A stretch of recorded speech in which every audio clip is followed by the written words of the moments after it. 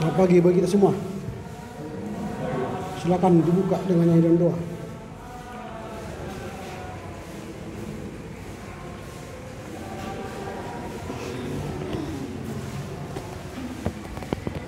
Baik, Bapak Presiden dan teman-teman semua, sebelum kita memulai proses perkuliahan kita bernyanyi dari buku ND nomor 6. Bisa kita lihat di WhatsApp group dengan judul Puji Jawaban Sangat.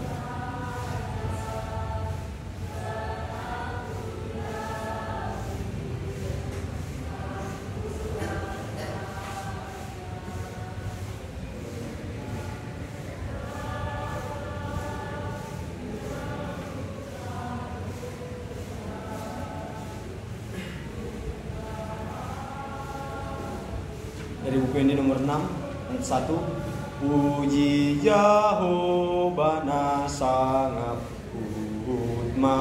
mulia. Dua-dua ya. Puji Yahova sangat mulia.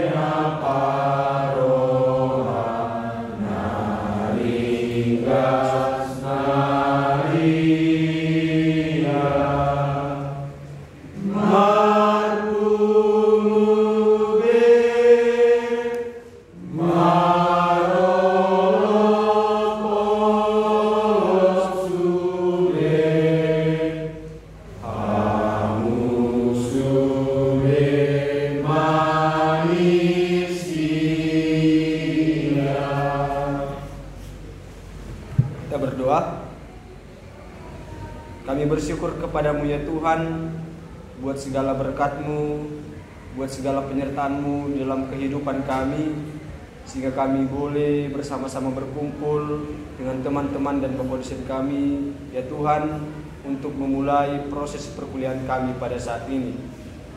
Bapa di surga, Engkau tahu ya Tuhan, pada saat ini kami akan memulai proses perkuliahan kami.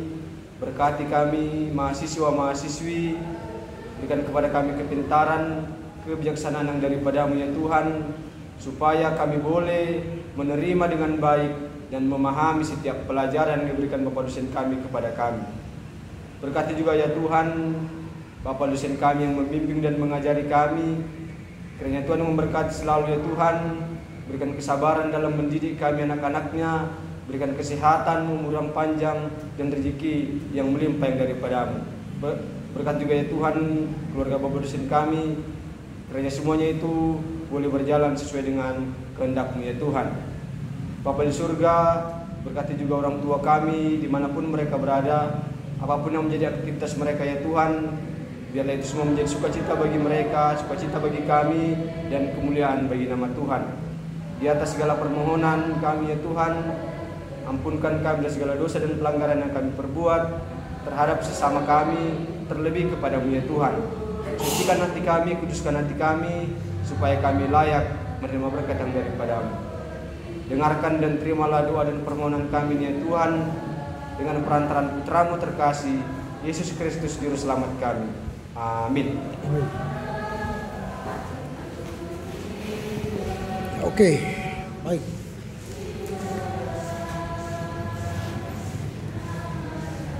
Yang pertama, saya mengingatkan bahwa komite belum mengirim nama-nama kelompok. Segeralah kirim supaya RPS selesai, dikirimkan ke kalian.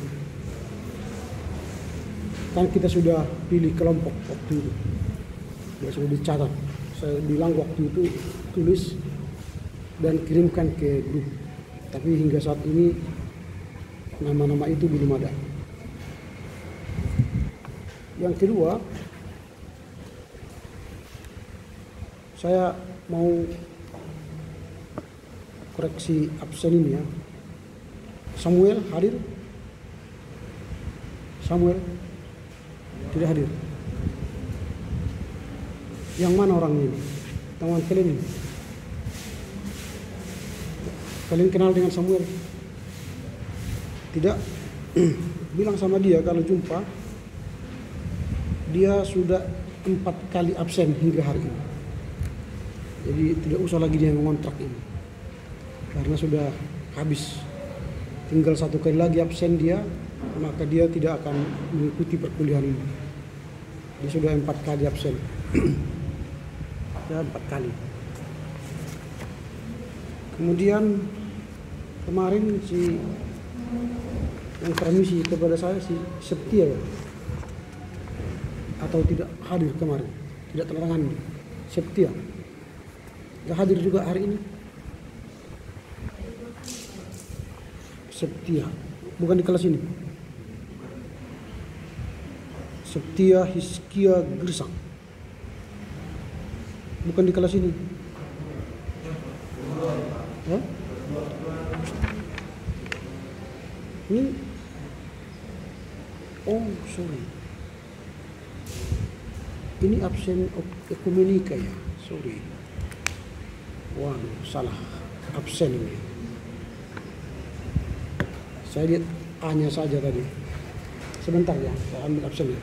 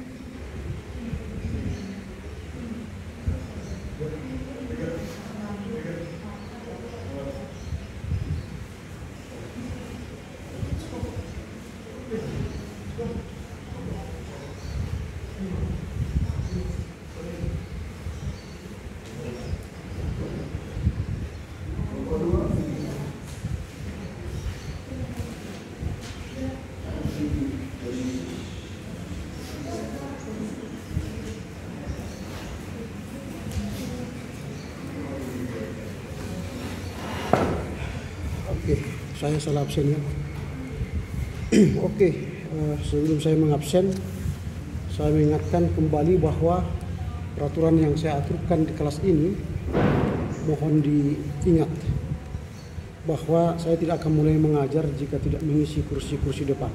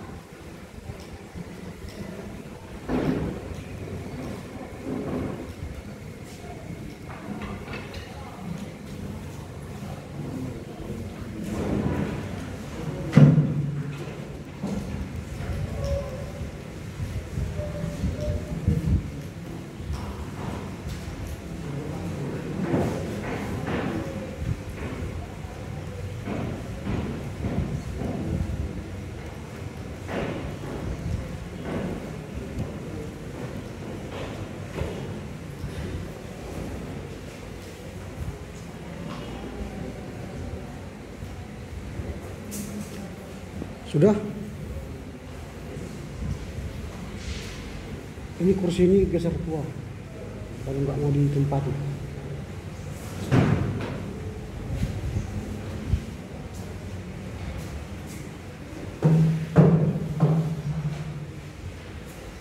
Kalau bisa teratur, lurus-lurus gitu ya.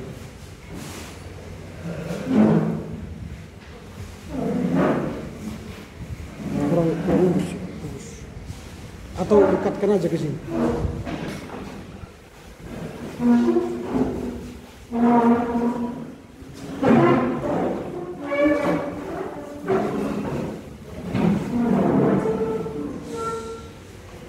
Terus lurus.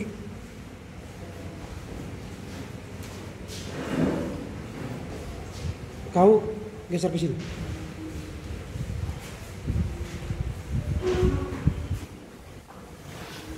Oke, saya pikir jangan saya ulang-ulang lagi ya.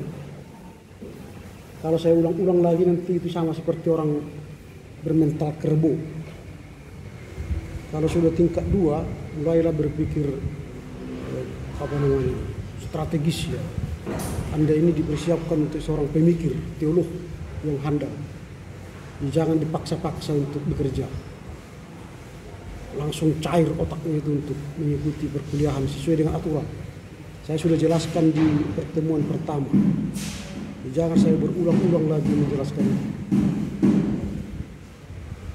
Oke. Aldo. Amanda.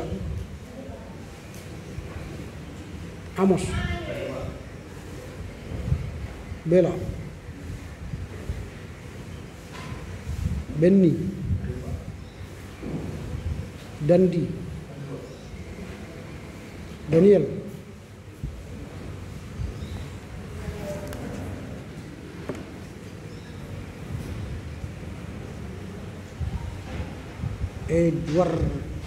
Edward Cito.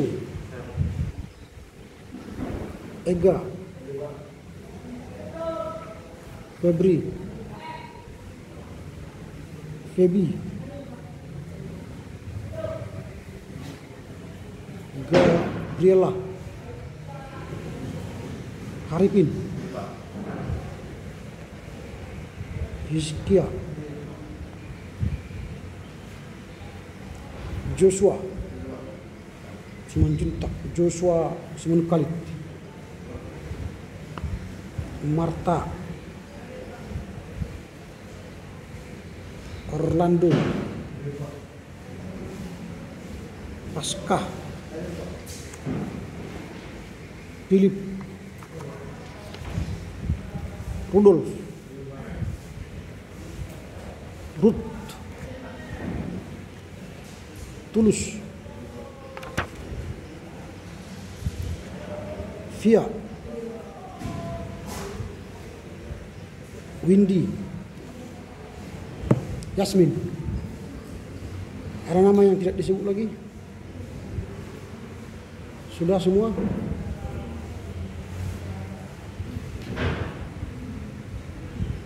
Kita ada 27 orang di grup ya. Saya ingatkan kembali, ini hari terakhir. Jika namamu dan wajahmu tidak tampak di WA grup sesuai dengan absensi, maka jangan menyesal hari ini saya keluarkan dari grup. Habis kelas ini namanya tidak sesuai dengan wajahnya, jangan salahkan saya akan meremove saudara dari WA grup. Dan tingkatannya nanti juga akan saya keluarkan dari kelas ini. Jika saudara tidak punya integritas yang baik, maka ngapain saya mengajar saudara?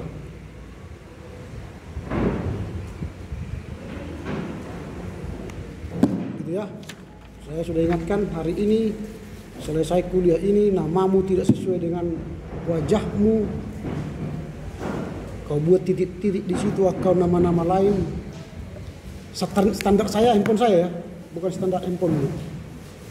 Saya ambil contoh. Ini tidak ada namanya di sini. Nanti kau bilang, "Pak, saya di handphone saya sudah saya buat gitu." Ini Ini tidak ada nama ini. Di bawah ini kan angka-angka ini. Ini nggak ada nama kan? Ini ada nama, tapi ini ada titik-titik juga, titik. Ini saya remove nanti, saya remove. Ya ini masih saya beri kesempatan. Lihat dulu dekat. Ada namanya? Nggak ada kan? Hanya angka-angka ya, nomor-nomor handphone ya. Nggak ada kan? Kalau yang punya nama ini walaupun belum saya simpan ada ini kan. Nanti akan saya simpan nama-nama ini. Saya cek tidak sesuai dengan ini.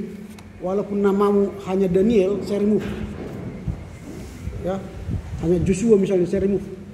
Buat Joshua Simanjuntak, Joshua Simanukalik tahu deh, satu lagi. Supaya bisa saya bedakan. Kalau tidak sesuai, saya remove. Saya tidak mau mengajar orang yang tidak bisa diajar. Oke. Kita akan membahas pengantar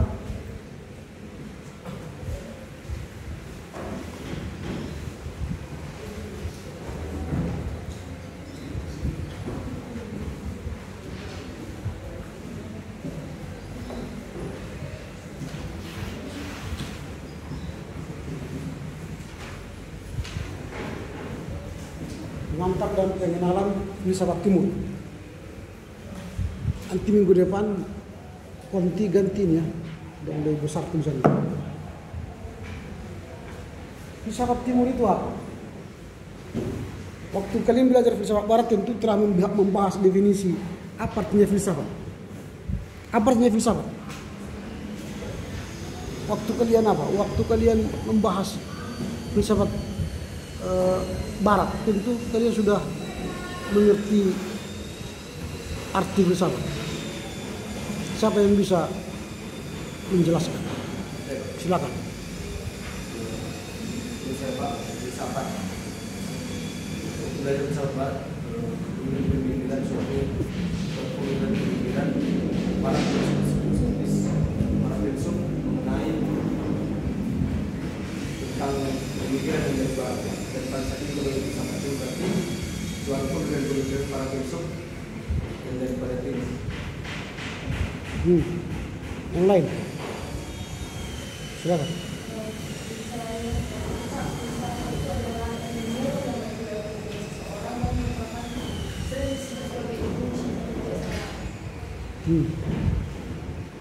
Silakan. Menurut saya filsafat itu adalah suatu ilmu pengetahuan mencari kebenaran. Kalau dijalankan antara filsafat barat, filsafat barat itu adalah suatu pemikiran berasal dari filsuf-filsuf bagian barat. Oke. Yang lain? Apa itu filsafat?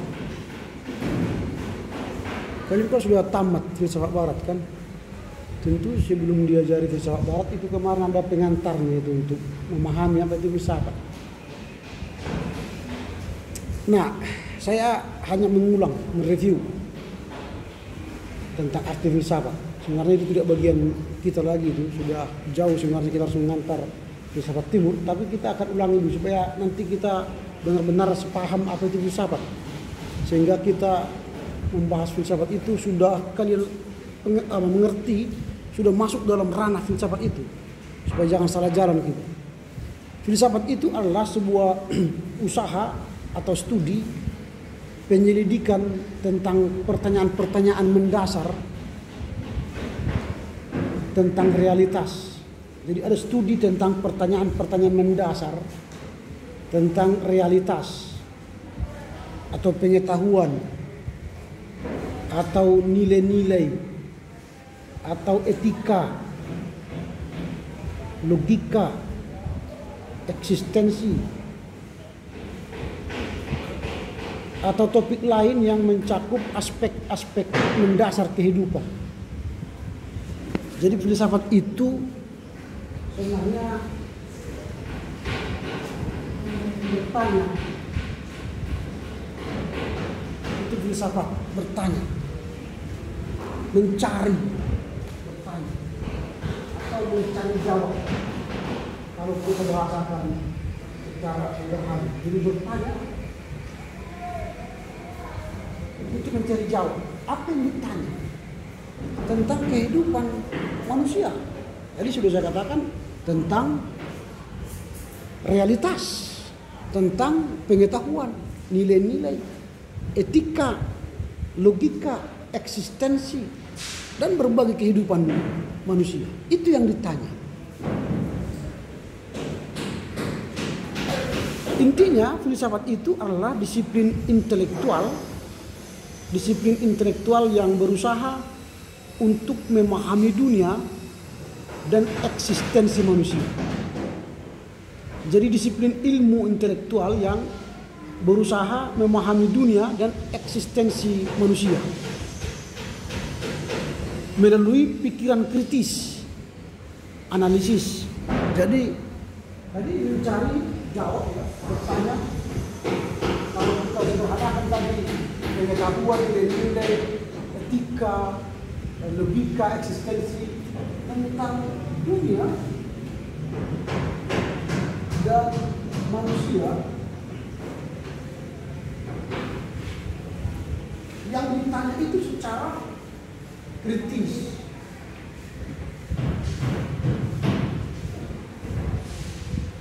Jadi tentang dunia secara kritis, tentang manusia secara kritis, dan juga secara konsep-konsep.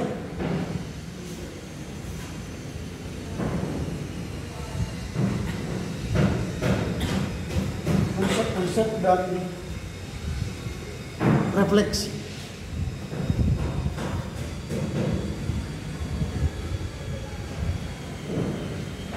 Jadi ini filsafat.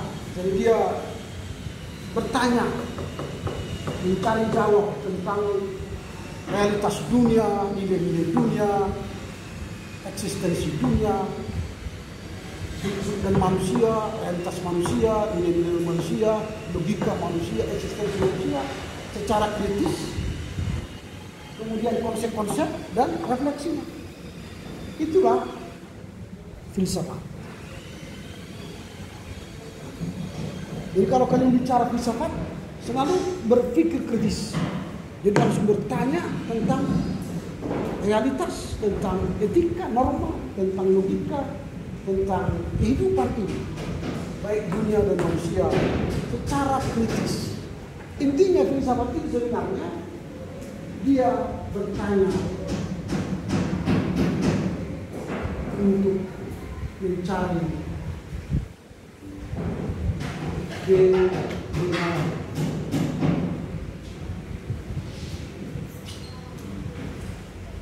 Filsafat itu hendak mencari kebenaran. Itu filsafat. Jadi kalau kalian belajar filsafat selalu ada rasa curiga. Jadi dia selalu mencari kebenaran. Tidak ada henti-hentinya orang filsafat itu mencari kebenaran. Dan kalau kalian ingin seorang filsuf, kerjamu nanti hanya bertanya.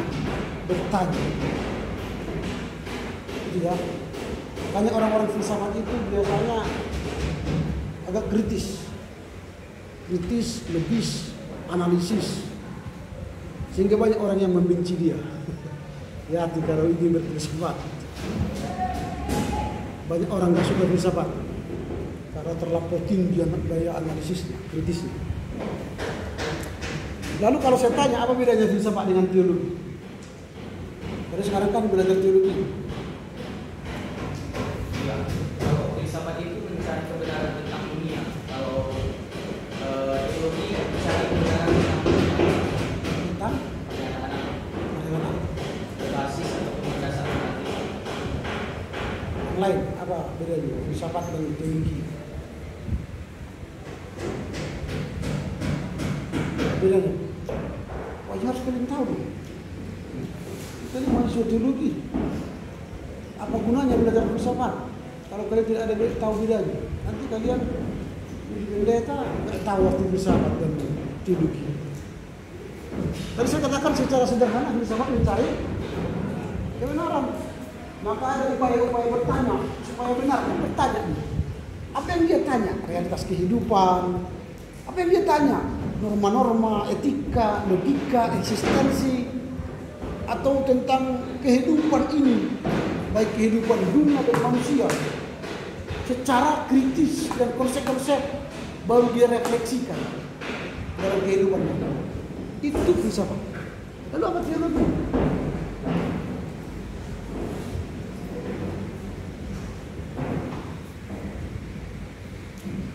Teologi itu tidak mencari kebenaran.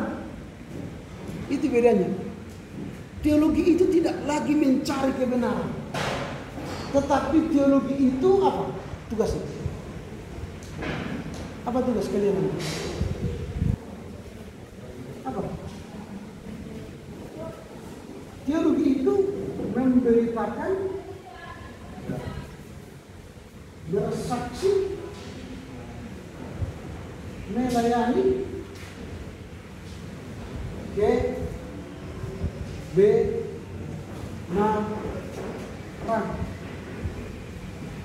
Dalam teologi saudara tidak perlu mencari kebenaran lagi, karena Yesus adalah kebenaran.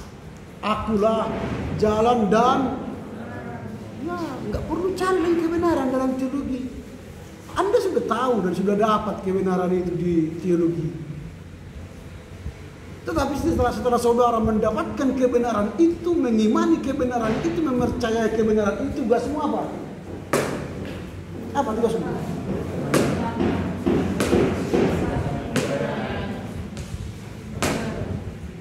Diakonia, koinonia, marturia, tentang apa? Kebenaran. Itu teologi. Jadi saudara belajar hari ini supaya Anda siap memberitakan kebenaran, siap bersaksi tentang kebenaran, siap untuk melayani kebenaran, melayani Yesus, bersaksi tentang Yesus, memberitakan kebenaran, memberitakan Yesus. Bukan mencari lagi. Kebenaran itu sudah dapat. Kalau filsafat dapat kebenarannya belum? Sampai kapanpun saudara tidak akan pernah mendapat kebenaran dari filsafat. Sampai mati pun kau nggak dapat itu filsafat, itu kebenaran.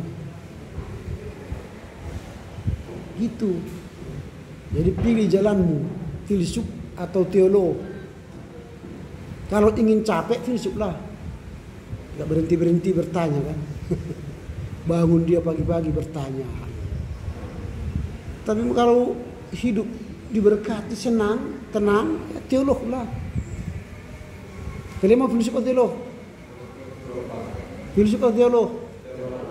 Itu nanti terserah lah. Saya lihat nanti dalam hidupmu kan. Tahu seorang filsuf atau seorang teolog. Seorang teolog itu tidak lagi mencari kebenaran, tapi menggumulinya, mendalaminya. Itu makanya ada sekolah teologi, supaya saudara bisa bersaksi, memberitakan dan melayani. Ini bukan sekolah pendeta ya. Jadi jangan nanti Anda menganggap kau sekolah pendeta lalu tamat dari sini pendeta. Enggak. Saudara dicetak di sini menjadi sarjana teologi. Jadi kalau orang tua menganggap kamu ke sini sekolah pendeta, pulang kau nanti, Pak, Ma, aku bukan sekolah pendeta. Saya sekolah teologi.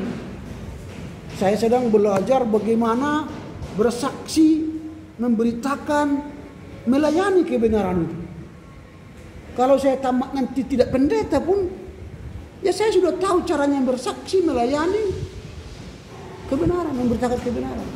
Entah nanti saya jadi pegawai negeri, ASN atau P3K, entah wira swasta atau menjadi bankir, tidak masalah. Sekarang kalian harus mulai berpikir gitu loh. Lihat gerejamu sekarang, tidak lagi banyak membutuhkan pendeta kan, banyak yang parkir alumni kita kan. GBKP 300 parkir, GKPI 100 parkir, di KPS juga, HKI nanti bentar lagi. Ya saudara berpikirlah, jangan hanya ke gereja tempatmu mengabdi. Dunia ini luas untuk memberitakan kebenaran, untuk menyaksikan kebenaran, untuk melayani kebenaran. Kemarin saya berkhotbah di GKP Paman, ada alumni kita di sana, tidak diterima di gerejanya. Lalu saya bilang, melamar kau ke pegawai negeri. Sekarang dibuka sekarang kan, pegawai negeri kan. Depak, ASN, P3K. Pilih. Kamu tidak harus bersaksi di gereja saja. Kalian nanti bisa bersaksi di ASN, aparatur sipil negara. Atau bersaksi menjadi tentara. Kayak anaknya Pak John Rahman ya. Tentara. Tidak dua langsung. Pendeta Joshua Simanjuntak. Lihat. Wah, agak keren. Jalannya dulu. Gitu ya. Berpikirlah ke sana sekarang. Jangan lagi berpikir tamat sini menuju gereja. Oh, enggak lagi. Kesaksian kita tidak ada di gereja. Kesaksian kita luas. Makanya ini bukan sekolah pendeta. Ini sekolah teologi. Sekolah pendeta itu di Sumatera Utara ini hanya satu. Itu sekolah pendeta HKBP. Dulu di Sipoholon tinggalnya kampus itu. Sekarang kampus itu dipindahkan ke SCT HKBP. Nanti kau masuk ke SCT HKBP, di dalamnya itu ada sekolah pendeta. Sementara SCT HKBP itu sekolah tinggi teologi, tapi di dalamnya ada sekolah pendeta. Jadi orang yang sekolah pendeta itu tamat memang ditahfiz jadi pendeta langsung. Kalian tamat ditahfiz pendeta? Enggak, melamar dulu. Melamar ke gereja, diterima oleh gereja, disuruh gereja praktek 2 tahun atau 3 tahun. Setelah itu jadi tenaga gereja. Berarti sama kan nanti kalau kalian melamar ke bank, melamar ke ASN, melamar ke Depak, melamar ke apa namanya BUMN, sama kan melamar ke gereja kan? Ini gereja tempat kalian melamar. Ini BUMN, ini ASN, ini tentara, ini P3K, sama-sama melamar ini. Di sini kau ditolak di gereja, masa kesini lagi? Ini ada lagi nih. Ini. Mana tahu Anda gol di sini. Tapi Anda sudah gol di sini, bersaksilah, melayanilah, memberitakan kebenaran lah. Gitu. Paham ya? Yang saya. Jadi jangan sekarang kau menganggap dirimu pendeta. Belum. Jangan-jangan kau nanti bukan pendeta, bengkir kau nanti. Atau wira swasta, atau wirausaha, atau pengusaha, konglomerat nanti kan. Tapi kalau konglomerat pun Anda sudah berpendidikan teologi, sudah tahu kebenaran, bukan mencari kebenaran. Ngerti ya, paham saya? Maksud saya, itu maksudnya makanya kita berfilsafat supaya terbuka wawasanmu. Nanti kau pulang ke rumahmu, Pak Pendeta, selamat pagi Bu Pendeta. Iya, kalian bilang, kalian bukan pendeta. Ingat, sadar diri kau, belum pendeta kau. Masih jauh kapal itu, masih jauh. Belum jelas. Belum jelas. Masih kayak kalian di laut, melihat kapal, belum ada bayang-bayangannya.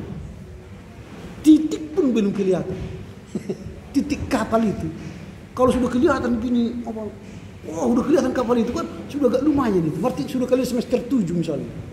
Sudah kelihatan pintunya itu. Makin dekat mendekat, kapal. Kalian mau masuk ke kapal itu nggak diizinkan. Nggak boleh kalian.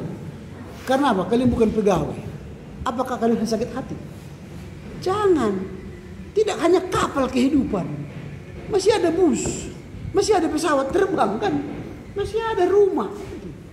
Jangan lebuhkan hanya di kapal itu.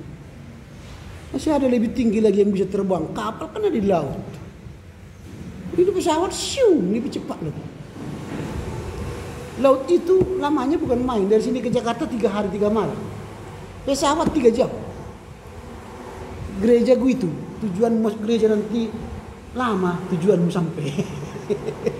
Kau mau jadi pereses ditembakkan orang. Kau mau jadi purus di apa orang? Di halang. Lama. Tapi kalau di tentara kau cepat, sing terbang ke mana-mana. Pengusaha kau kan tinggal sing cepat gitu. Mau pilih apa? Mau pilih pendeta yang lambat gerakannya atau menjadi pengusaha atau SN? Saya buka, saya bongkar dulu paradigmamu sekarang. Supaya Anda sadar di mana kau berada sekarang. Itu bedanya kalau sudah belajar filsafat. Tapi jangan nanti setelah itu, pulanglah aku dari sini. Enggak pendeta aku, kau bilang dia jari Pak Erah, aku tidak pendeta rupanya aku. Pulang kau, enggak apa-apa pula, enggak apa-apa lah. Melamar kau ke USU tahun depan, enggak masalah. Tapi yang jelas persiapkan dirimu bersaksi, melayani, memberitakan tentang kebenaran, tidak hanya di gereja. Ya, tidak hanya di gereja. Masih banyak lagi dunia lain yang membutuhkan sebagai seorang teolog. Ya, sebagai seorang teolog. Itu. Yang penting dalam berpikir filsafat itu Anda punya daya kritis, daya analisis. Anda punya konsep-konsep dan akhirnya Anda berefleksi. Nah, ini hanya pengantar untuk mengerti apa itu filsafat. Ya, saya tidak mau mendalami itu secara dalam, apa itu filsafat dan sebagainya. Nanti menghabiskan waktu. Itu bukan mata kuliah kita sekarang. Saya hanya ingin memperkenalkan filsafat timur. Nah, filsafat timur adalah sebuah tradisi pemikiran filosofi yang berasal dari wilayah Asia. Jadi pemikiran tradisi filosofi yang berasal dari wilayah Asia, yang memiliki akar sejarah yang kaya dan beragam. Jadi filsafat timur, mengapa disebut filsafat timur? Karena dia berasal dari sebuah tradisi filsafat atau filosofi dari wilayah Asia yang mengakar dalam sejarah dan sangat beragam, kaya dan beragam. Kalau kita bandingkan dengan nanti filsafat barat itu tidak begitu kaya dan beragam. Tapi filsafat timur itu punya akar sejarah, berakar, kaya dan dalam. Sejarah itu menjadikan mereka filsafat. Makanya pemikiran filsafat timur ini sangat jauh berbeda dengan filsafat barat. Tetapi di dalam dunia pemikiran filsafat yang terkenal filsafat barat atau timur? Barat atau timur? Barat.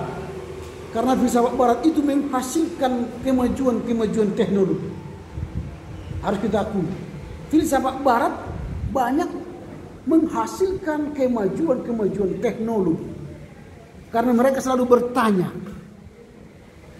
mengapa masyarakat itu bertani dengan tenaga? Kan gitu kan? Mereka bertanya, gantilah dengan traktor, gitu ya.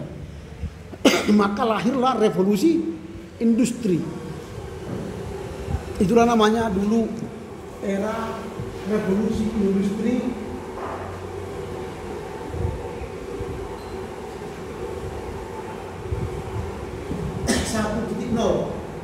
Orang bertani itu menebang hutan, kayu atau gergaji. Orang mau pergi ke sana pakai sepeda atau becak. Dan itu era revolusi industri 1.0. Orang barat bertanya, mengapa ya orang bertani dengan tenaga? Capek sekali. Maka akhirnya revolusi industri 2.0, lahirlah traktor, lahirlah kendaraan otomotif, kereta api, revolusi industri, mulailah pesawat terbang. Ditemukan dulu. Mereka jawab, mereka tanya, mereka jawab. Lalu mengirim surat pakai kepada yang terhormat saudara AHY, siap-siaplah jadi wapres, kan? Itu surat di kertas. Ternyata dipinang Caimin, gagal dia jadi cawapres, kan? Kepada yang terhormat Bapak Ibu, jadi kita kirim dari sini ke kampung sampai 1 minggu 2 minggu yang akan datang.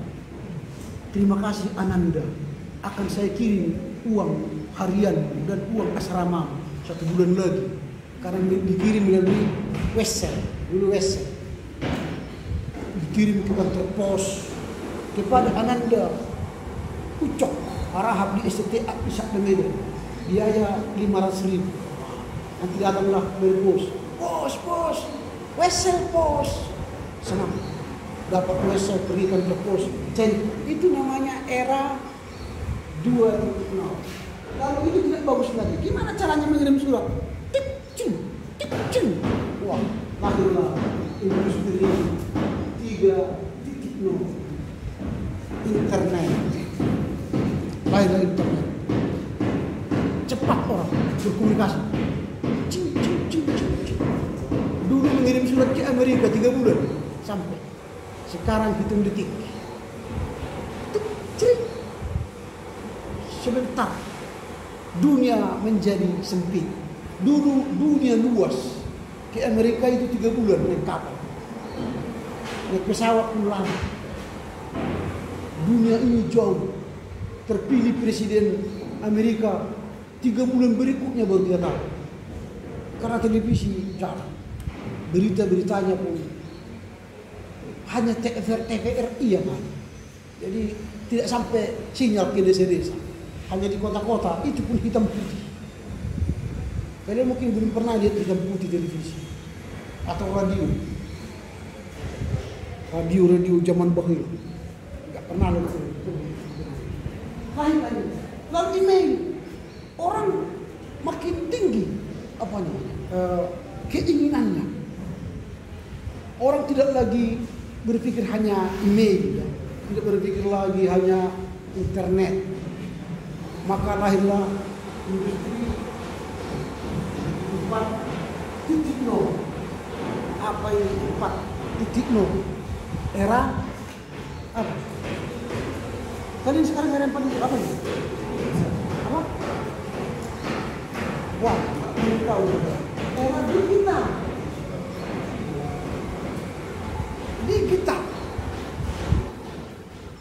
Digital ini sekarang cepat. Tidak perlu lagi buku-buku yang hard. Semua serba digital, elektronik. Bahkan wajahmu dulu tidak bisa lagi kelihatan waktu bertelepon. Halo, gimana kabar di Afrika? Kelihatan wajahnya. Itu digital. Nanti di zaman kalian, kalau kamu sudah agak tua dan pensiun, akan lahir di era 5.0. Yang sekarang itu kan yang ada di era masyarakat 5.0. Industrinya belum. Era masyarakatnya yang 5.0. Kalau ini era industri 1.0, maka masyarakatnya 2.0. Kalau ini 3.0, ini 4.0. Masyarakat kita sekarang masih belajar 5.0 masyarakat. Yang mengimpakkan 5.0 sekarang ini ialah Jepang dan China. Pada era 5.0 nanti apa yang terjadi adalah robot, AI, artificial intelligence. Sudah mulai sekarang. Sudah ada semua chat GPT, sudah ada semua chat AI ini. Sekarang orang berkhotbah sudah pakai AI, artificial intelligence. Jadi jemaat ada di sini ada layar, datang ke khotbah. Saudara-saudara, tema kita hari ini ialah dari Markus 10 dijelaskan. Pendeta nggak perlu lagi, saudara nggak perlu lagi. Perlu hati kalau AI lebih pintar dari kamu, tinggal orang. Makanya zaman sekarang nggak perlu lagi pendeta-pendeta bodoh, pintar. Kalau tidak bisa kita saingi AI, digilas jangan. Era masyarakat 5.0, kalian belum tahu apa era masyarakat 5.0. Masyarakat 5.0 ialah internet connect to the people. Digital connect to the people. Jadi kita connect. Sekarang kalau kalian misalnya contoh dulu mengambil uang atau mentransfer uang harus kemana? Ke bank, bawa uang, ambil kertas, pergi ke kasih antri panjang, habis itu kita kirim. Pak, udah kirim ya? Sekarang enggak. Cik cik cik cik cik cik cik. Berapa dikirim? Cik cik cik cik. Entah jam 2 pagi pun terserah. Di WC pun kau bisa mentransfer. Di angkot pun bisa kau mentransfer. Internet banking. Bisa kan? Itu masyarakat 5.0. Internet connect to the people. Itu masyarakat 5.0. Kalau sudah di sini nanti beda, masyarakat 6.0. Akan lahir nanti tidak perlu lagi bawa handphone seperti ini. Saudara nggak perlu lagi. Tidak ada gunanya nanti. Tinggal saudara gini.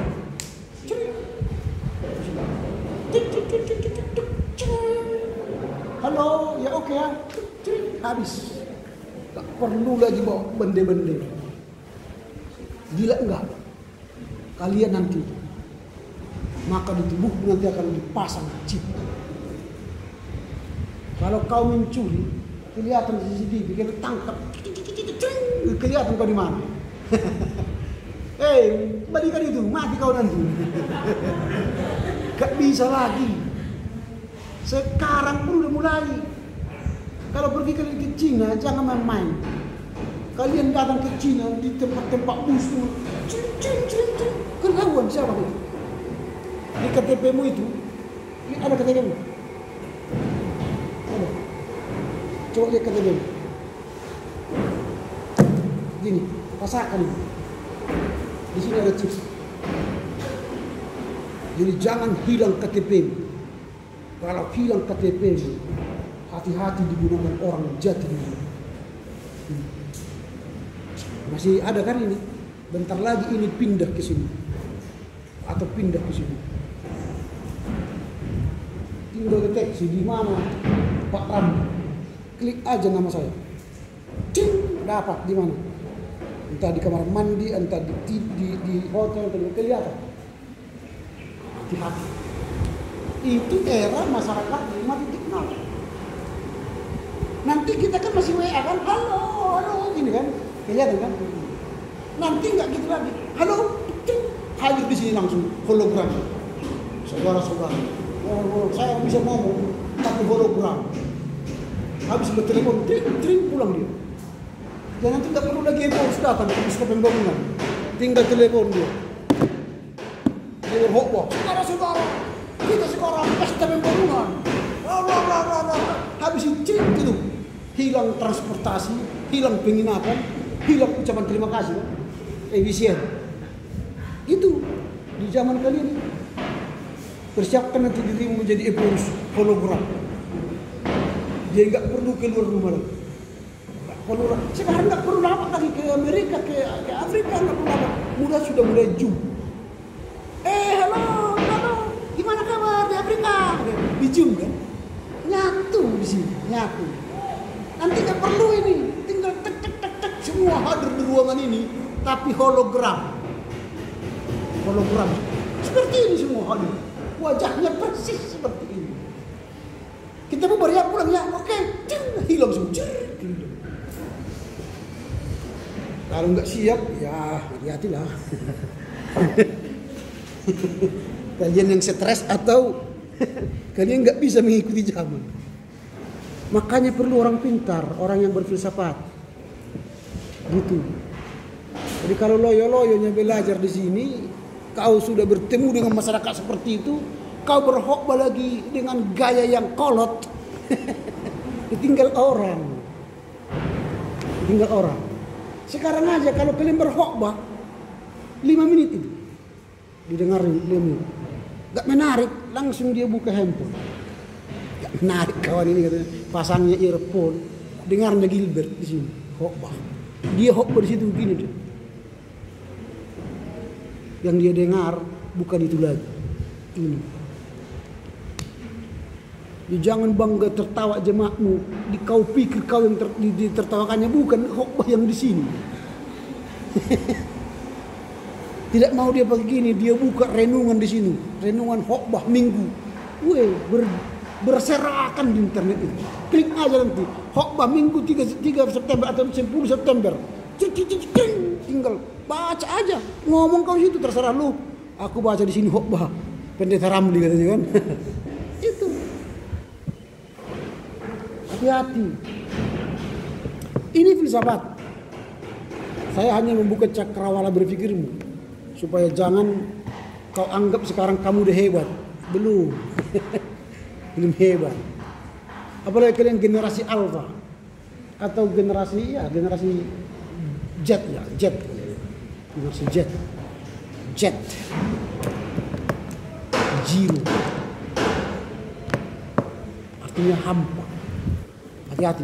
Kalau kalian tidak siapkan diri kalian, nanti kalian dimakan zaman ini. Saya teruskan ya filsafat ini. Ini bedanya ya, filsafat barat itu membuat maju teknologi. Filsafat timur apa sumbangannya? Sehingga kita kalah dengan filsafat barat. Filsafat timur apa sumbangannya? Sumbangan filsafat timur ialah magic. Magic, ilmu sihir. Pocong gitu kan. Vampire.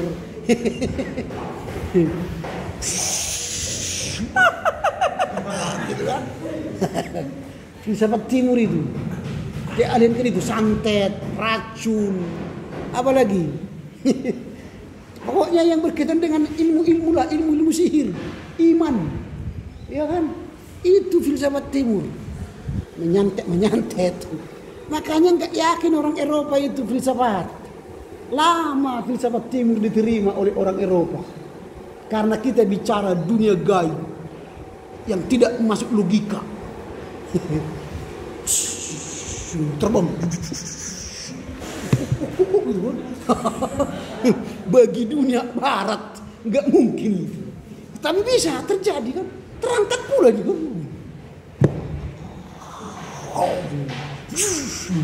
Bisa juga. Dan orang barat heran, kok bisa ya? Dibuat analisanya secara logikanya nggak bisa. Nggak bisa, tapi bisa. Ah, itulah hebatnya orang timur. Dia hanya diam. Dipukul dia nggak terasa. Nggak mati dia. Orang barat coba mati. Ada Belanda tembak si Pitung, nggak mati. Ini dia kan, si Pitung dari gua hantu kan. Itu kan waktu perang Belanda Indonesia kan. Si Singamangaraja kan. Ditembak, nggak mampar si Singamangaraja. Tapi setelah dikasih darah sama dia, mati dia. Mati si Singamangaraja setelah kena darah. Darah burunya si Lopian itu, mati dia. Itulah hebatnya ilmu filsafat timur ini. Bisa kebal semua. Kebal. Itu yang tidak masuk akal itu. Mereka saksikan sendiri, ditembak nggak mati. Nggak mati. Apa kau gini, nggak mati kau ini. Tapi setelah tahu antinya, oleskan darah, tembak, mati. Itulah filsafat timur. Hanya menghasilkan magic, ilmu-ilmu santet, ilmu-ilmu kebal tubuh. Nah, secara medis apa? Hanya menghasilkan herbal. Sakit perut minum 7 pucuk pucuk bunga, pucuk ini, bikin jahe 7, bikin lengkuas 7, minum sembuh memang. Iya, itu hebatnya orang timur. Tergores tanganmu, ambil daun ubi, wah, sembuh juga. Nah, itu hebatnya orang timur. Herbal. Baru apa lagi? Pijat. Oh, pijat di sini kok. Sakit apa kau? Sakit hati.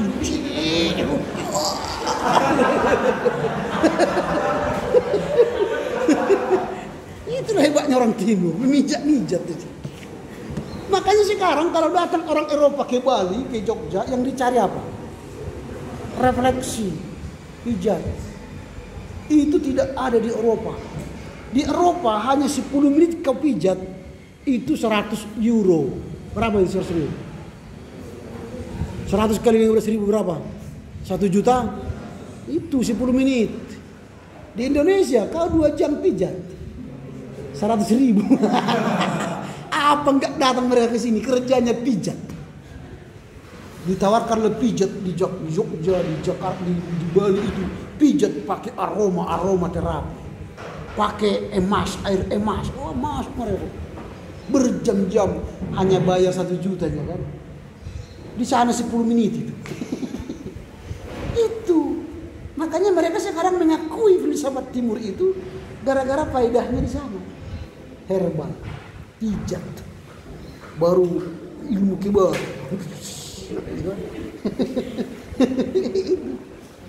Jangan-jangan kalian pun datang ke STT ini dulu, pergi kau nak ke STT Abdul Medan, minta sama opung perjagomu katanya, penjagamu. Ada dikasih sama kalian. Datanglah ke kampus ini kan, minta penjaga tubuh katanya. Sampai di kampus ini ketemu sama penjaga-penjaga di sini, maka dia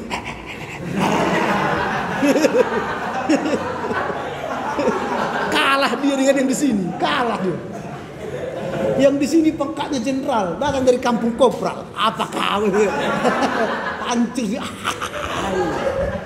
Panggil Bapak Serama, panggil ini, panggil Pak Jaka kan.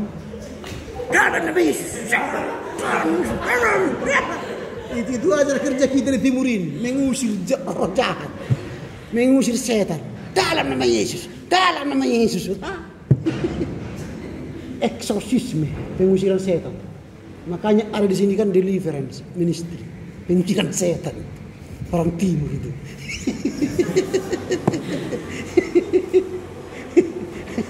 Orang Eropa nggak percaya eksorsisme. Hanya kita yang percaya itu. Karena ada dukun jenderal, ada kopral, ada letnan kan. Jadi yang bisa mengusir itu harus lebih tinggi apanya? Ilmunya. Kalau kopral mengusir jenderal mana bisa? Kejam dia. Itu makanya supaya bisa mengusir setan, ya lebih tinggi lah dari jenderal. Siapa lebih tinggi? Ya Yesus. Makanya pegang kebenaran. Kalau sudah pegang kebenaran, Lucifer pun bisa kau usir, legion pun bisa kau usir. Persoalannya nggak ada Yesus di hatimu, nggak ada Yesus di pikiranmu. Yang ada di pikiranmu ialah dengki, iri, benci. Maka selama ada iri, dengki, benci di hatimu, maka kau tidak bisa mengusir setan, karena kau pun pemilik setan dan kesetanan. Itu hati-hati. Ini filsafat timur ya. Jadi makanya ciri-ciri dan karakteristik pemikiran filsafat timur itu ialah holistik dan spiritual. Itu ciri-ciri holistik dan spiritual.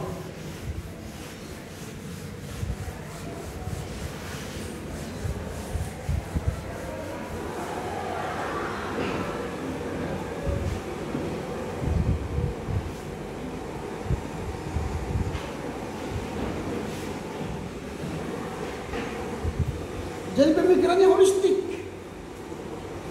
Semua langit dan bumi disatukan ya kan? Holistik. Dan nilai spiritualnya tinggi. Filsafat timur itu cenderung memiliki pendekatan yang holistik terhadap terhadap kehidupan dan alam semesta. Jadi dia mendekati dunia ini secara holistik. Kalau filsafat barat tidak bisa ini. Mendekati dunia, mendekati manusia. Kalau kita tidak holistik, dia dekati secara spiritual. Makanya bisa mereka turunkan ilmu gaib, kan? Banyak. Bersemedi ke Gunung Kawi, bersemedi ke gunung apa ini? Gunung Sinabung kan? Bertapa dia. Itu dapat dia ilmu kan turun loh. Kuat loh dia. Itu pendekatannya. Ciri-cirinya itu holistik dan spiritual. Nah, pemikiran ini sering lebih fokus pada aspek spiritual, moral, etis daripada pemikiran rasional. Daripada moral. Jadi makanya orang-orang timur itu kan bicara moral. Ketika Rocky Gerung mengatakan presiden bajingan tolol, wah, manusia tak beradab dan tak beradab dan apa namanya itu, macam-macam lah, moral etika. Itu kan timur, moral etika.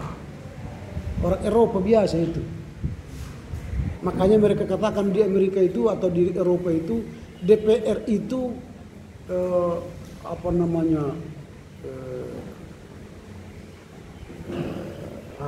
anjing menggonggong. Anjing menggonggong. Apa istilah anjing menggonggong dalam bahasa Inggris? Watchdog. Watchdog. Anjing yang memantau. Kalau bahasa terjemahnya kan watchdog itu literally-nya anjing yang memantau. Tapi kalau bahasa terminologinya itu anjing menggonggong.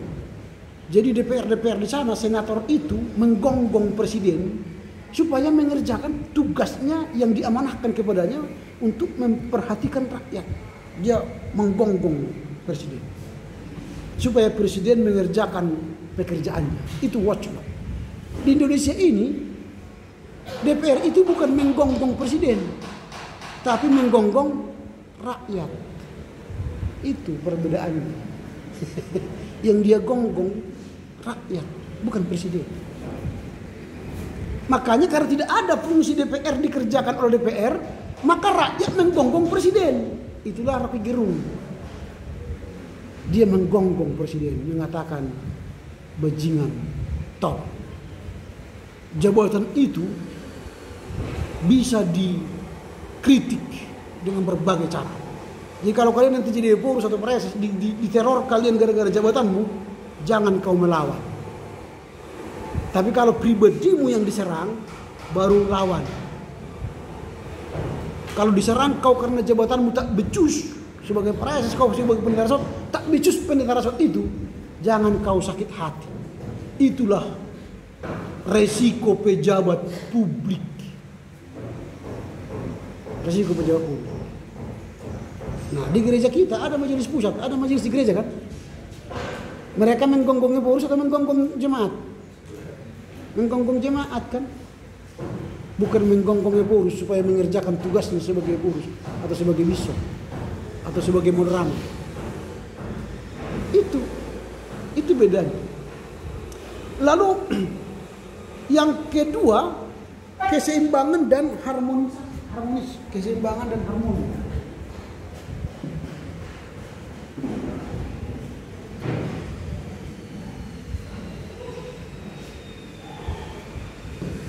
Keseimbangan dan harmoni. Keseimbangan dan harmoni ini banyak menekankan mencari keseimbangan dan harmoni dalam hidup. Makanya manusia harus harmoni dengan alam supaya alam tidak murka. Itu kan ajaran-ajaran Hindu kan. Makanya kalau alam murka, bawalah sesajen ke sana. Orang Batak juga begitu dulu. Kalau ada murka alam, bawa sesajen ke pohon beringin. Karena pohon beringin itu dianggap menjadi sumber kekuatan ilahi. Makanya ada perberingin di orang Batak dulu. Perberingin. Atau menjadi parmalin. Di Karo Pemena. Itu. Jadi kalau ada yang sesuatu tidak harmoni, maka ternyata alam murka. Supaya alam tidak murka, maka berilah sesajen kepada alam. Di Medan ini sebenarnya alam sudah murka.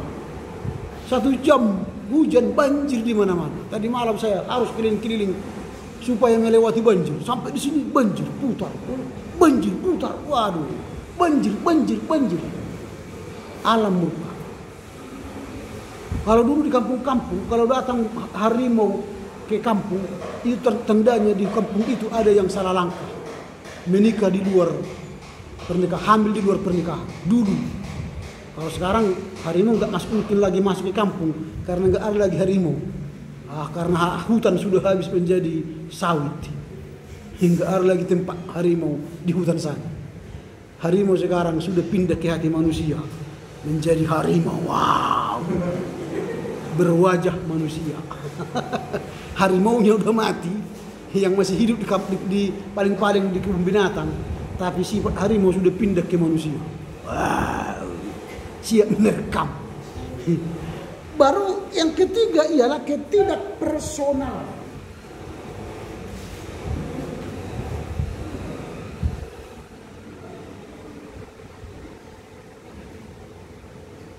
Ketidakpersonal.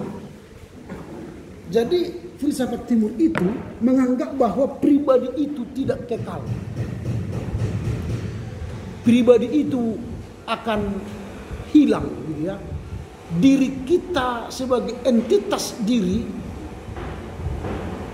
tetap atau abadi. Tidak ada entitas kita yang abadi. Kalau sudah mati ya mati. Selesai. Tidak ada yang kekal. Misalnya filsafat Buddhisme menekankan konsep ketidakpribadian atau anatman. Dalam India ya, atau Hindu, anatman. Yang berarti bahwa tidak ada entitas diri yang tetap atau abadi. Artinya habis. Berbeda dengan pemikiran Barat bahwa seringkali menekankan eksistensi entitas diri yang tetap. Makanya ada santo, santa. Itu kan kekal.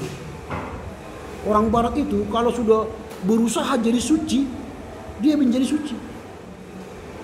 Santa Maria, Santo Agustinus, Santo Yosef.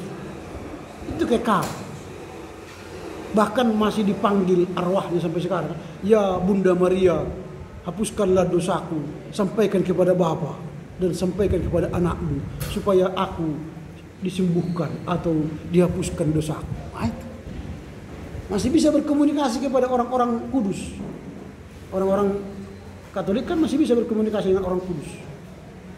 Kita nggak bisa berbicara dengan orang mati. Kalau sudah mati, Pak, besar gua kau ya, nggak bisa lagi, udah habis. Sudah berhenti sampai di situ. Kalau dia agama seberang masih bisa lagi ditolong.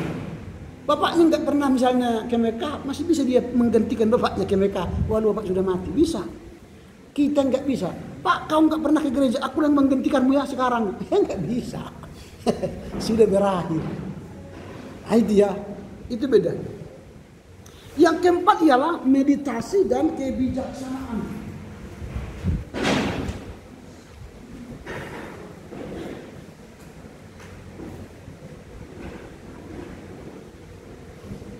Meditasi dan kebijaksanaan. Jadi filsafat timur itu memiliki unsur meditasi yang sangat penting dalam filsafat timur. Jadi bermeditasi. Kalau tonton nanti film-film Cina atau Jet Li atau misalnya siapa lagi kungfu, ya, kungfu bermacam-macam aliran itu kan lalu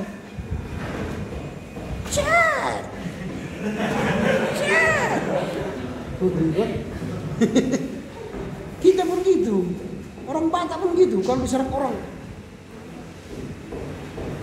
lari. Itu ada meditasi. Kalau ingin mau kebal, bermeditasi. Dan itu diserang orang Kristen sekarang kan. Pagi-pagi bermeditasi. Jangan-jangan kalian pun di sini kan jam 5 pergi meditasi. Nyalakan lilin. Dipikir sudah bermeditasi, ternyata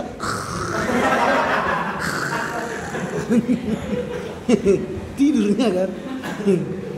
Amin katanya. Masih gini. Hei, baru dia bangun. Nah, itu perlu itu bermeditasi. Menambah kekuatan itu kepada orang-orang timur. Kalau semakin banyak bermeditasi, coba nanti bermeditasi khusus ya, artinya serius. Pagi-pagi kau bermeditasi, tak usah pakai kata-kata. Kau tenangkan aja pikiranmu. 5 menit pusatkan kepada yang Maha Kuasa. Kamu nanti ada dapat kekuatan.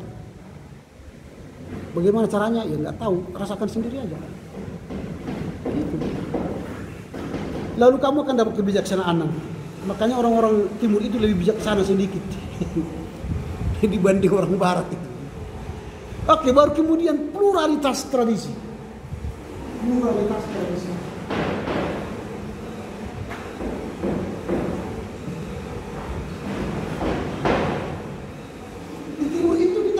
Banyak sekali tradisi-tradisi. Di daerah Batak saja, Batak itu kan banyak kan? Batak, Angkola, Mandailing, Toba, Simalungun, Karo, Dairi, Pak. Banyak tradisi. Jawa, Jawi Wetan, Jawa, Sunda, apa lagi? Bahari, banyak. Dayak itu lagi banyak. Sulawesi banyak. Hampir kita 250 suku di Indonesia. Yang paling banyak itu di Papua. Di Papua itu satu kampung dengan kampung yang lain nggak ngerti lagi bahasanya. Satu kampung. Kita kan Karo kan luas, Simalungun luas, jauh-jauh itu kan. Kalau di situ satu kampung aja di kampung, makanya rentan mereka berkelahi karena nggak ngerti bahasa.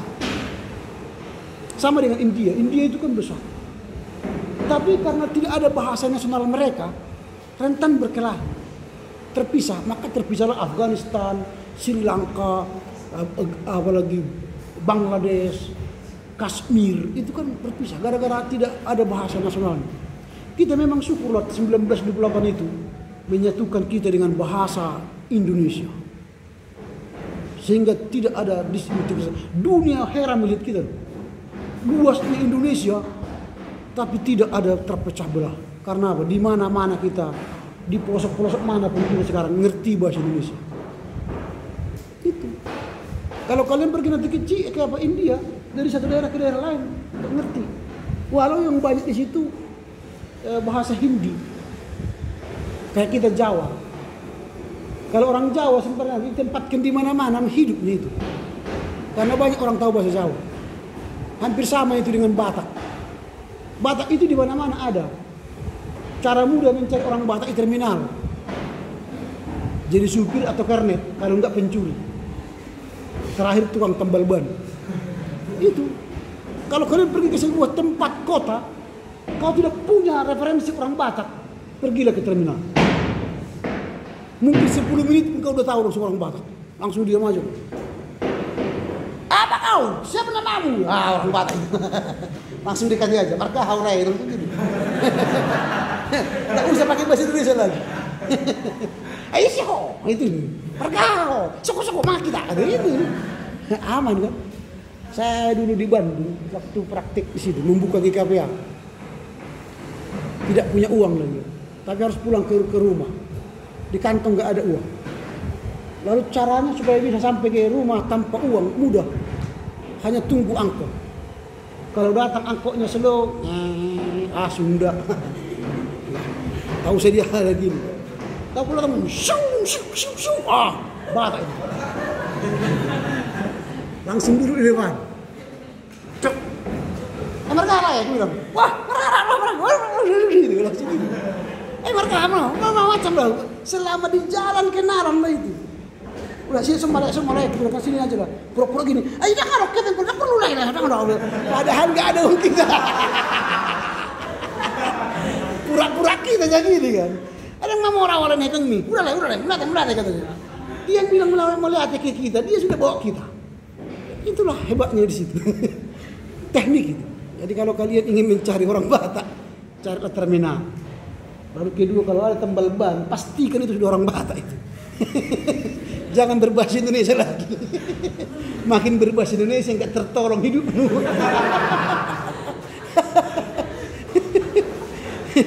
Gitu ya. Itu pluralitas. Nah sekarang kita belajar apa perbedaan? Perbedaan antara filsafat barat dan filsafat timur. Supaya kalian bisa mengerti apa ada filsafat barat dan filsafat timur itu.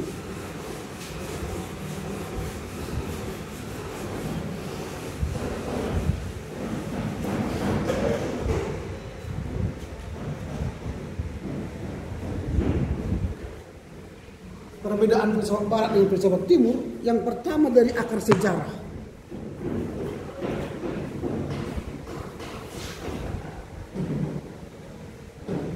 Akar sejarah. Jelas ya, akar sejarah dan letak geografisnya filsafat barat itu dari Eropa, sementara filsafat timur dari timur. Nah, filsafat barat itu diwakili dengan pemikiran-pemikiran Kristen seperti Plato dan Aristoteles, filsuf-filsuf barat. Sementara filsafat timur itu diwakili beberapa agama seperti Kristen, Islam, Buddha. Itu filsafat timur. Filsafat timur berasal dari Asia, termasuk Tiongkok, India, Jepang, dan negara-negara Asia Tenggara,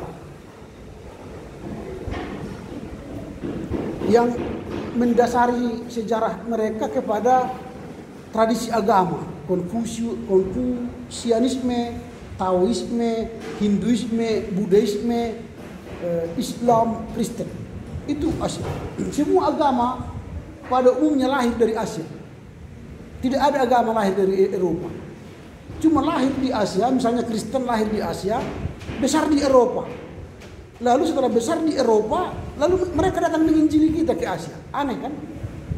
Yesus orang Asia, tapi terkenal di Barat. Lalu setelah terkenal di Barat, orang Barat datang memperkenalkan Yesus ke kita orang Asia. Yesus itu bukan orang Eropa itu, orang Asia Barat. Lahir dia di Bethlehem, Nazaret. Itu Asia Barat. Itu perbedaannya, akar sejarah dan lokasi geografis. Yang kedua, pendekatan metodologis. Perbedaannya ialah pendekatan metodologis.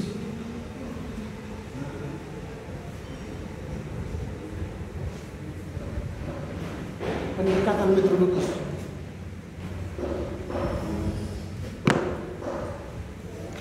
Filsafat Barat itu seringkali memiliki konsep diri dan kuat dan fokus pada identitas individu. Itu metodologinya. Selalu dimulai dari pemikiran-pemikiran individu. Tadi Plato, Aristoteles gitu ya. Jadi dia menekankan konsep yang kuat pada identitas pribadi, individu.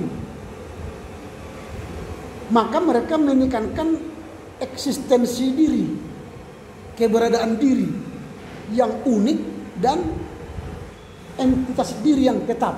Saya katakan tadi abadi. Sementara filsafat Timur, khususnya ya filsafat Buddhisme atau Hinduisme, mengajarkan konsep ketidakpribadian, anatman. Ketidakpribadian, anatman. Ini dalam konsep dari ini, anatman. Tidak kekal. Pribadi kita itu tidak kekal. Anatman.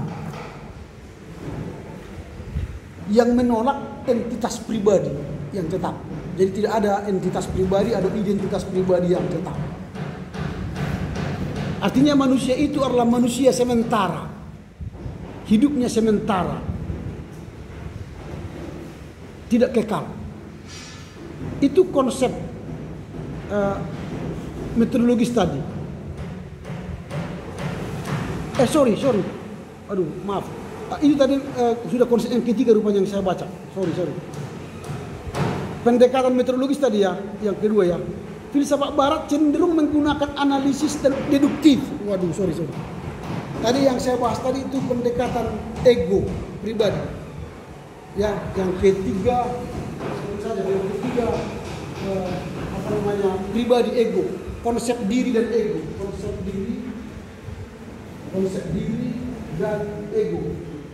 Bahwa tadi filsafat Barat menekankan pribadi itu kekal, sementara filsafat Timur diri itu anatman, tidak kekal. Tadi pendekatan metodologis, lompat tadi ke sini. Pendekatan metodologis, kalau Barat itu pendekatan metodologisnya ialah analitis dan deduktif. Analisis dan deduktif. Analisis dan deduktif. Deduktif artinya memberikan pengajaran. Deduktif. Dia memberi pengajaran ke orang-orang di luar. Deduktif. Itu metodologinya. Analitis, setiap ada persoalan, masalah, dianalisa. Lalu mereka membuat deduksi. Artinya pengajaran-pengajaran supaya melahirkan teori baru. Maka mereka berfokus pada penalaran logis, argumen, dan pemikiran kritis untuk mencapai kebenaran dan pemahaman baru. Nah itu metodologinya, metodologi filsafat Barat. Sementara filsafat Timur seringkali menggabungkan elemen-elemen spiritual Jadi elemen-elemen spiritual, introspeksi dan pengalaman langsung. Jadi kita itu metodologinya elemen-elemen spiritual. Jadi jangan pergi ke hutan, di sana ada begu kan, atau setan. Nanti kalau kau mencuri maka tanganmu akan terputus. Nah, itu pendekatan moral, spiritual. Lalu dia membuat mitos atau legenda. Lahirnya misalnya Danau Toba karena mengabaikan emas. Kan ada cerita yang dibuat supaya orang tidak melakukan sesuatu yang tidak baik. Lahirnya si Mardan misalnya, atau banyaklah cerita-cerita, mitos-mitos, Tangkuban Perahu misalnya, atau Prambanan. Itu cerita-cerita mitos. Jadi digabungkan yang ilahi spiritual supaya terjadi introspeksi diri, mengenali diri, dan pengalaman langsung supaya jangan menjadi manusia yang tidak bermoral. Sehingga meditasi dan kontemplasi sering digunakan sebagai alat untuk memahami diri. Jadi bermeditasi, berkontemplasi digunakan untuk memahami diri dan alam semesta. Itu metodologinya, perbedaannya. Baru dari konsep diri dan ego, lalu pandangan waktu. Yang keempat, pandangan waktu.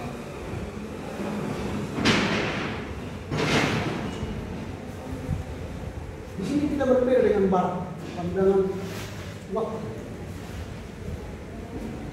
Filsafat barat seringkali memiliki pandangan waktu linear dan fokus pada masa lalu, sekarang, dan masa depan. Itu barat. Jadi linear dia. Masa lalu, masa sekarang, dan masa yang akan datang. Sehingga mereka sering menghubungkan waktu itu dengan kemajuan dan evolusi.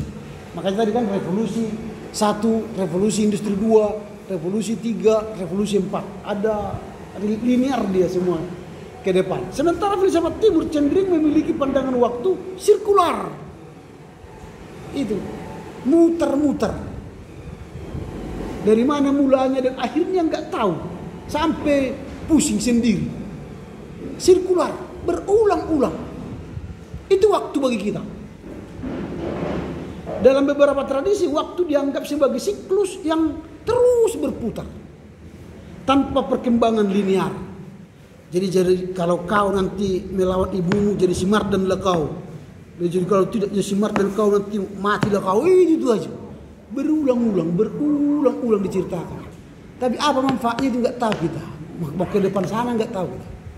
Tapi cerita terus berputar-putar, diulang-ulang, diputar lagi, diulang-ulang. Itu waktu bagi kita. Nah, ini juga terkait dengan konsep reinkarnasi dalam beberapa tradisi Hindu dan Buddha. Jadi kalau saya sekarang manusia, saya jahat, nanti saya lahir di dunia nirwana pertama jadi kera. Supaya bisa kera kembali manusia, dia harus kera sakti. Maka lahirlah Sun Gokong kan. Sudah pernah nonton film Sun Gokong? Kera sakti kan. Kalau kera sakti itu tidak berhasil sakti, bisa nanti dia menjadi laba-laba. Kan itu, atau babi. Itu macam-macam. Karena itulah siklusnya sampai nirwana yang ke-7. Kalau sampai nirwana ke-7 dia tidak bisa menjadi ilahi, ya udah tamatlah. Kalau kita orang Kristen kan jelas, mati beriman masuk surga, mati tidak beriman masuk neraka, selesai kan? Linear dia. Pemikirannya begitu. Itu pemikiran Eropa, itu sebab. Baru perbedaannya lagi ialah pendekatan etis.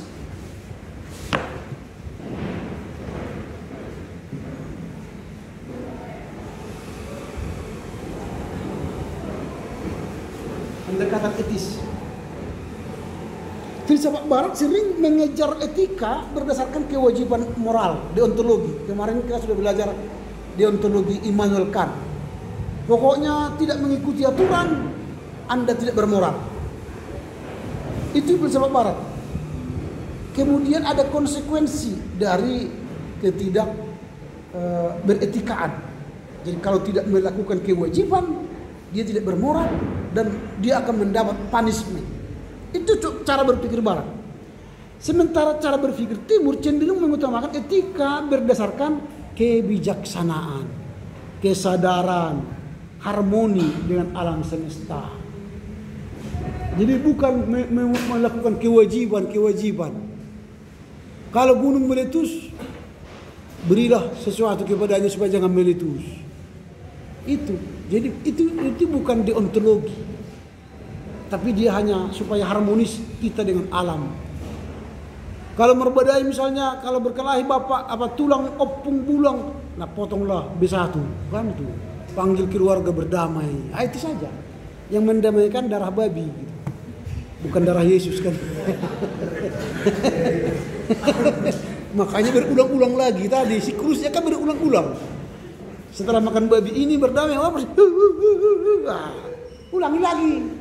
Sama itu kalau sudah tahun baru kita kan, jam 1.00. Mulai hari ini Pak, saya tanggal 2 langsung lagi melakukan kejahatan persoalan yang sama kan. Jadi siklus itu berulang-ulang.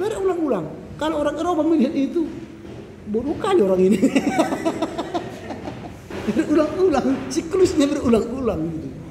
Itu pendekatan etisnya. Lalu pendekatan agama yang terakhir. Pendekatan agama.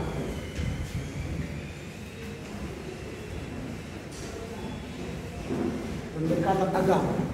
Filsafat Barat seringkali dipisahkan secara tegas dari agama, meskipun sering memiliki pengaruh agama dalam pemikiran etis.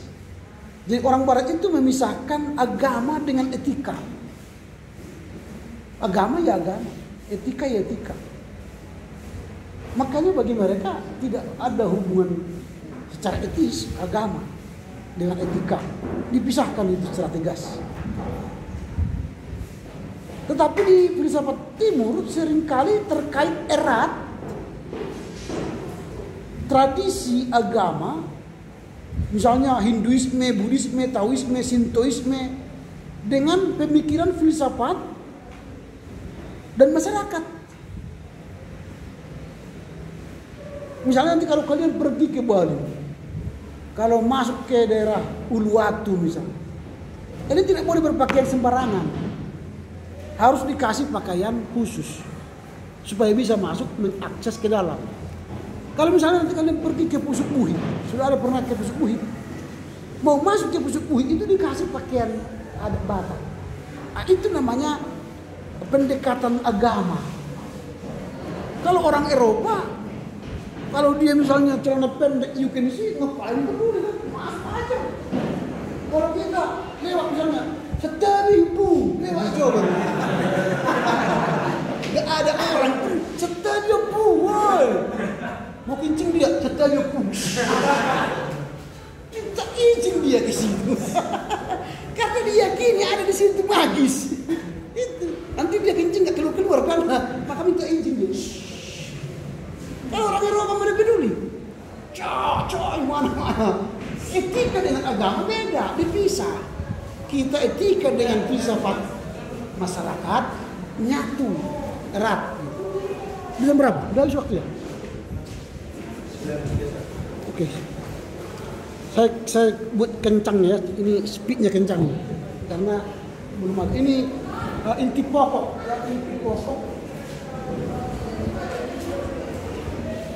dari filsafat Timur. Apa inti pokok dari filsafat Timur? Yang pertama itu ialah keseimbangan dan harmoni. Intinya keseimbangan dan harmoni. Jadi filsafat Timur itu selalu menjaga keseimbangan dan harmoni supaya jangan terjadi malapetaka. Menekankan bagaimana keseimbangan antara kehidupan dan alam semesta.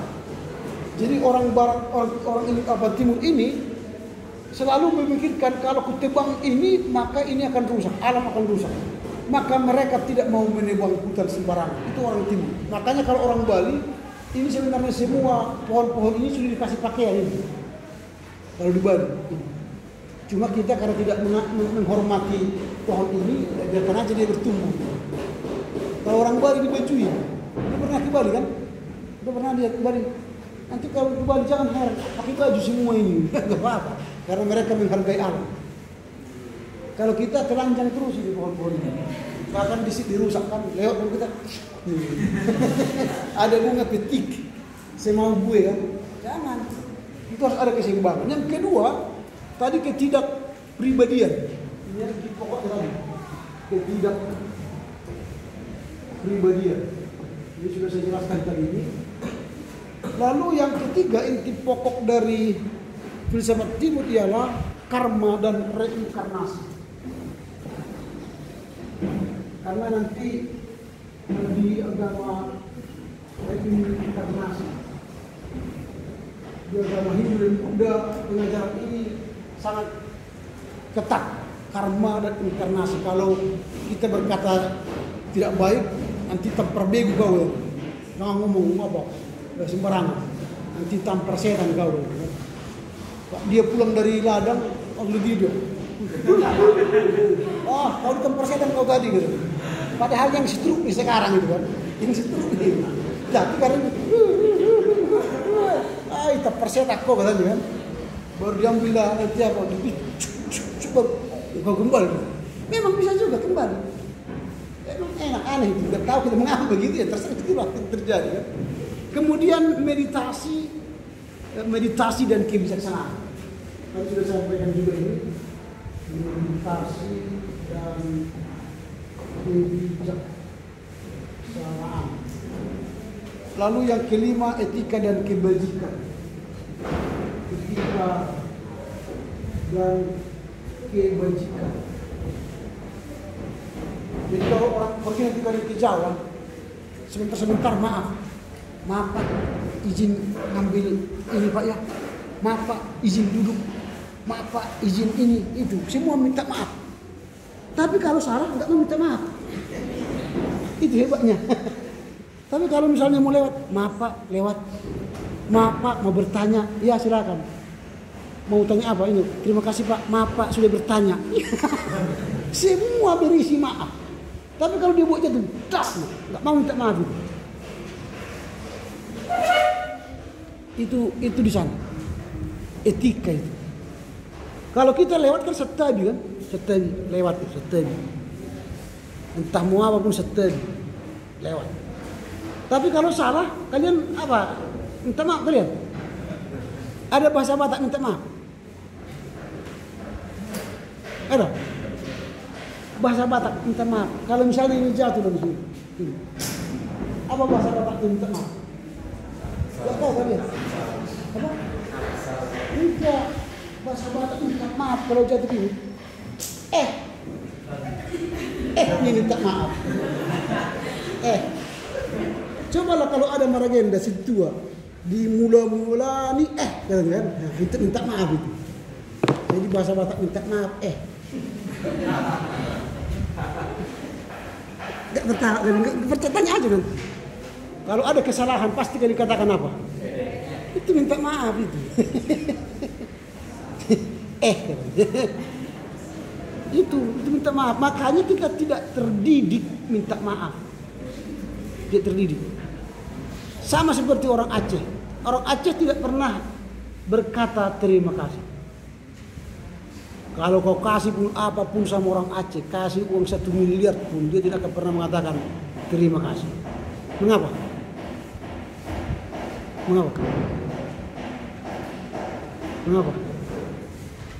Karena menurut mereka kata terima kasih hanya untuk Allah Subhanahu wa Ta'ala. Selain itu tidak boleh. Jadi kalau kau beri aku sesuatu, wajar itu sebagai manusia. Jadi jangan harap nanti kalau ada tetanggamu orang Aceh kau kasih lontong atau kau kasih salak, gak pernah dia berkata terima kasih apa? Ya, kau yang sendiri yang maklum. Maaf ya, minum.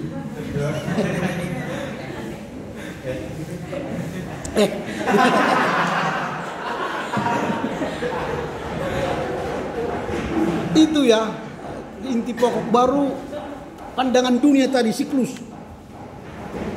Pandangan dunianya siklus.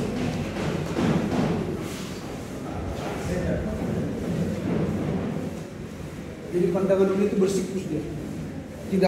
Tidak linear seperti barat. Jadi kemudian yang terakhir ialah penghormatan terhadap alam dan lingkungan.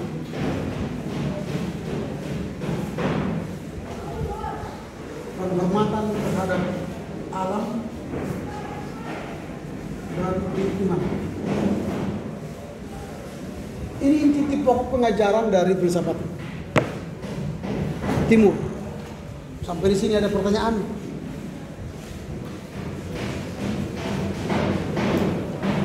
Tidak ada? Oke, saya hanya menyampaikan beberapa catatan tentang perkuliahan. Kamu ada sakit nggak? Kau? Enggak sakit. Lalu tanganmu nggak bisa nulis? Hah? Bisa? Tampaknya kau sepele dengan mata kuliah ini. Atau tidak tertarik dengan mata kuliah filsafat? Bagaimana? Kau tidak tertarik dengan mata kuliah ini atau memang tidak suka? Atau memang gayamu begitu?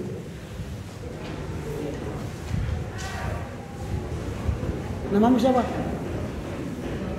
Namamu? Siapa? Pasca?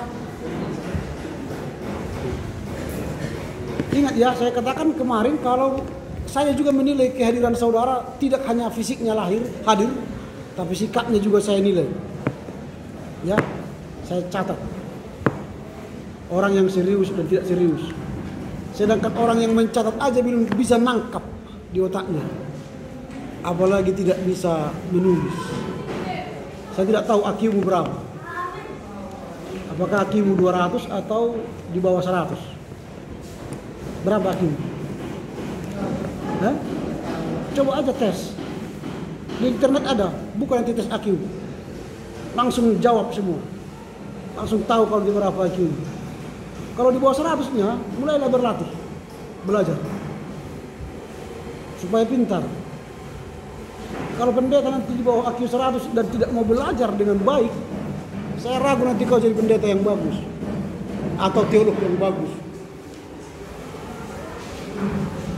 Jadi ya, Pasca tadi ya namanya. Mana absen kita?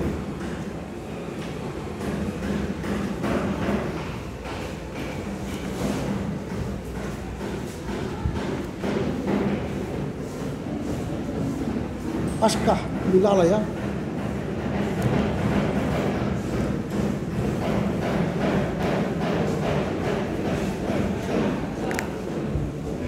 Oke, dengan demikian berakhirlah pertemuan kita hari ini. Kita jumpa minggu depan.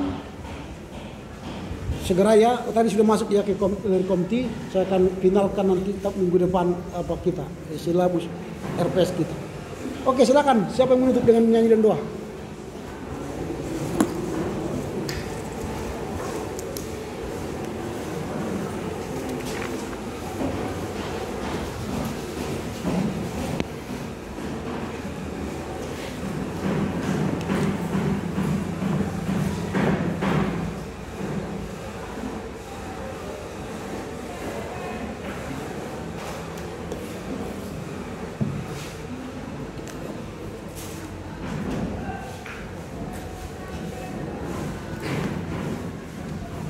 Teman-teman, untuk perkuliahan kita pada hari ini, mari kita bernyanyi dan bukan dalam ulang supaya saya kirim di WhatsApp group yang berjudul Pasuhani. 2, 3 ya.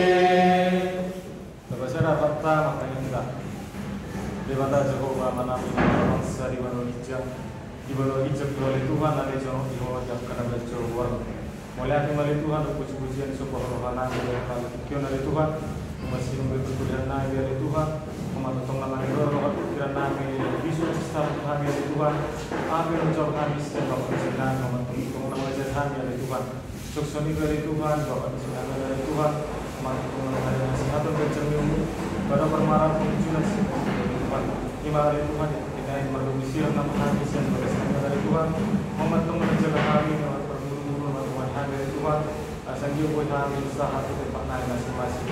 Kurang dari Tuhan dosa pengelesian untuk kami sebagai pematang manusia Tuhan asal untuk berpasu baju asal Tuhan kalau mengasal karena Tuhan Yesus Kristus kami amin.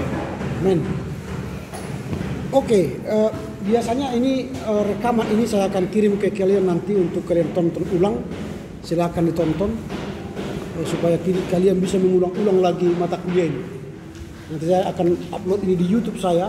Lalu kalian bisa ulang-ulang. Kalau ingin mau belajar, ya. Tapi kalau tidak mau belajar, tidak apa-apa. Tidak tonton pun jangan like dan subscribe, nggak masalah bagi saya. Saya tidak hendak meminta saudara mensubscribe, tapi saudara saya ingin menolong saudara untuk makin belajar. Gitu ya. Terima kasih. Selamat pagi ya.